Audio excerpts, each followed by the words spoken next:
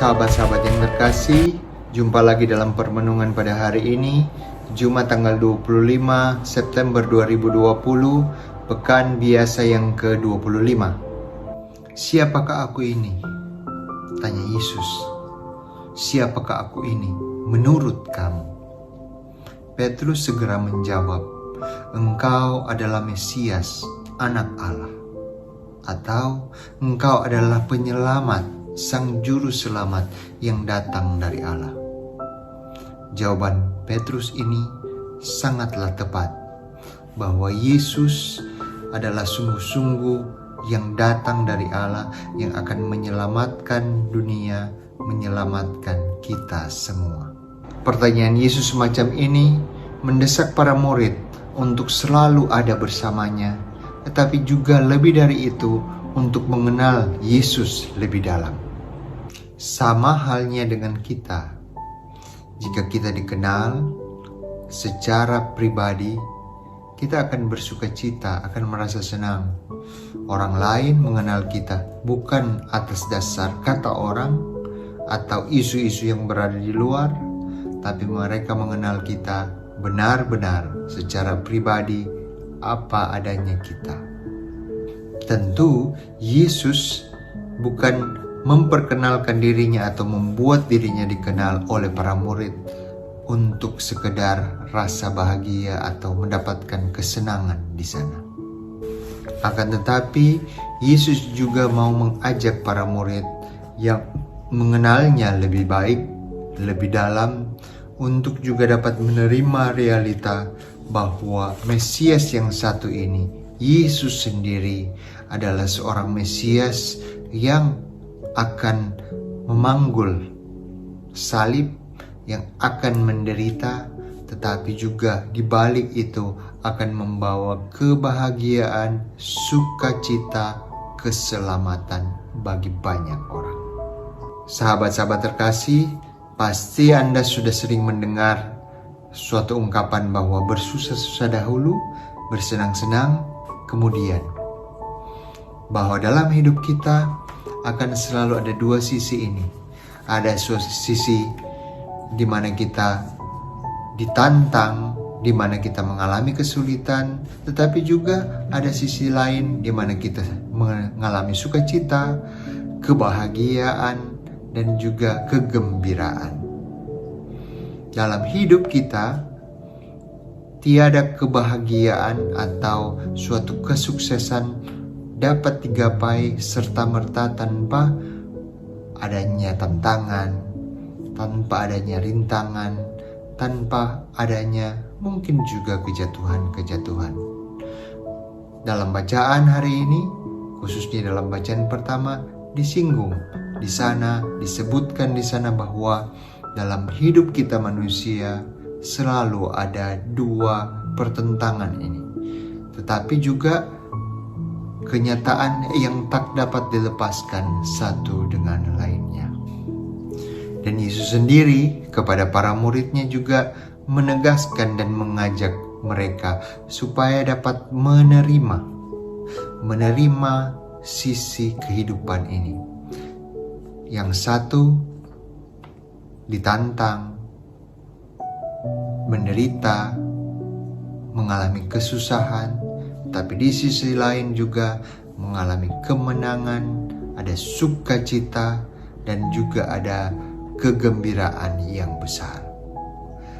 Mengenal Mesias berarti juga mengenal pengalaman-pengalaman yang akan dialami oleh Sang Mesias itu. Penderitaan, pengorbanan, bahkan salib, tetapi juga di balik itu akan ada harapan, kebangkitan, dan kehidupan. Hal lain lagi tentang mengenal Yesus secara pribadi, yakni mengenal cara berpikirnya, cara merasa Yesus, dan bahkan mungkin cara bertindak Yesus. Jika kita sebagai murid-murid Yesus sebagaimana Petrus dan yang lainnya dapat berkata, "Ya Yesus, Engkau adalah Mesias yang dari Allah." Kiranya kita juga dapat memahami apa yang Yesus selalu pikirkan, apa yang Yesus selalu rasakan, apa yang Yesus selalu berbuat sebagai Mesias yang dari Allah. Apa itu? Yesus senantiasa menghormati, Yesus senantiasa berelasi dengan Bapanya karena cinta yang dalam akan Dia.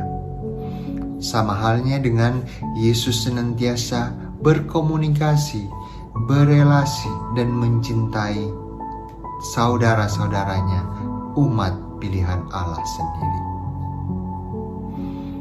Dan kemudian Yesus juga senantiasa tergerak hatinya oleh belas kasihan, berbela rasa. Itu suatu cara berpikir, cara merasa, dan Yesus juga senantiasa datang kepada orang-orang yang membutuhkannya, membantu, menyelamatkan, dan mengangkat mereka. Dan itulah cara bertindak Yesus. Saudara-saudara yang terkasih, sahabat yang budiman, mengenal Yesus secara pribadi dengan cara berpikirnya, cara merasanya, dan cara bertindaknya, kiranya juga dapat mengajak kita untuk tidak sekedar kenal dan kemudian ya sudah begitu saja, tetapi mengajak kita justru untuk meneladani Yesus itu, untuk hidup bersama Dia, untuk membuat Yesus itu menjadi energi bagi hidup kita. Dengan cara apa? Dengan menghidupi cara berpikir, cara merasa, dan cara bertindak Yesus yang selalu mencintai dan mengabdi Allah, yang senantiasa mencintai dan membantu merangkul sesama, yang senantiasa digerakkan oleh semangat mengasihi dan berbela rasa, dan kemudian hidup kita dalam pelbagai cara kiranya akan senantiasa melakukan hal-hal yang seperti akan dilakukan atau yang telah dilakukan oleh Yesus. Berbuat baik, membantu, memberikan tumpangan, dan memberikan bantuan, dan memberikan apa yang bisa diberikan Yesus kepada orang-orang yang membutuhkan. Kita pun diajak untuk seperti Dia.